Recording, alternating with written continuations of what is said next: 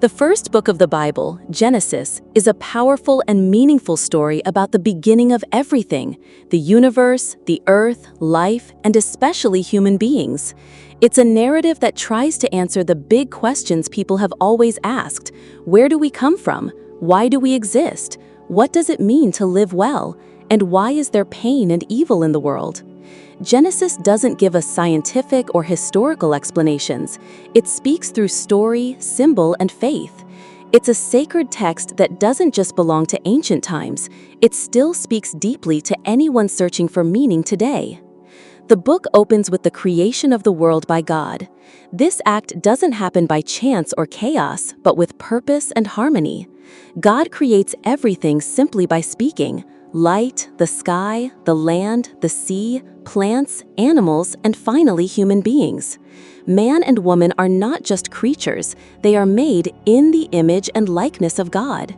This means they carry something divine within them, a unique dignity. They are given the role of caring for creation and living in relationship with God, with freedom and responsibility. The creation doesn't end with humans, but with God resting on the seventh day, blessing it. This moment reminds us that time is not just for work and struggle, but also for peace, joy, and reflection. But this harmony is soon broken. Adam and Eve, the first humans, give in to temptation and disobey God's command. This act brings sin into the world. It's not just about breaking a rule, it's a deep rupture in the relationship between humans and God, between people themselves, and even between humanity and the natural world. From that moment, shame, hardship, pain, and death become part of human experience. Yet even then, God doesn't abandon his children. He walks with them, clothes them, protects them, and promises that one day there will be redemption. But sin continues to spread. Adam and Eve's sons, Cain and Abel, become the center of a tragic story. Cain kills his brother out of jealousy. It's the first murder, a sign of how far the human heart can fall from love. And still, God does not respond with violence. He punishes Cain, but he also protects him, putting a mark on him so no one will kill him. God's mercy is always present, even in the midst of judgment. As time goes on, humanity becomes more corrupt and violent. God decides to cleanse the world with a great flood, saving only Noah, a righteous man, and his family. This isn't just an act of destruction, it's a new beginning. After the waters recede, God makes a covenant with Noah and all creation. The sign of that promise is the rainbow, a symbol of hope, peace, and God's faithfulness. The next story is about the Tower of Babel. People, united by one language, decide to build a tower that reaches the heavens.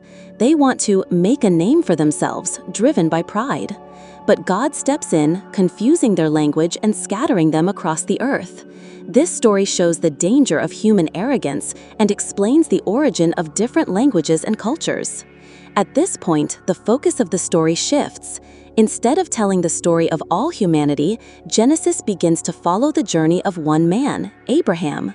God calls Abraham to leave everything behind, his land, his home, and trust in a promise that he will give him a land, countless descendants, and that through him all nations will be blessed.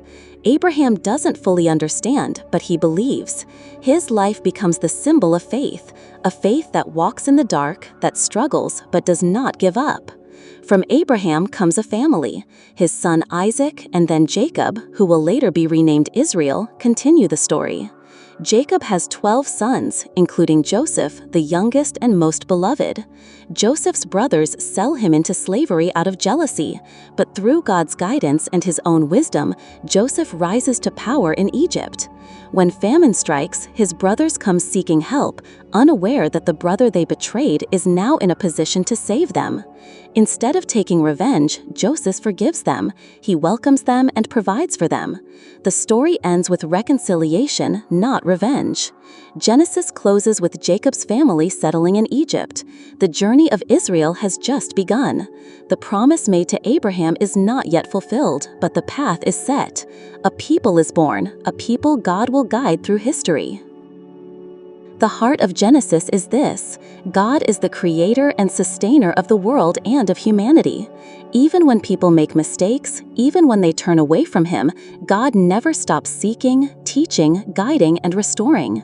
Sin and suffering are real, but they do not have the final word. God's love, His mercy, and His desire for relationship with us are stronger than any fall.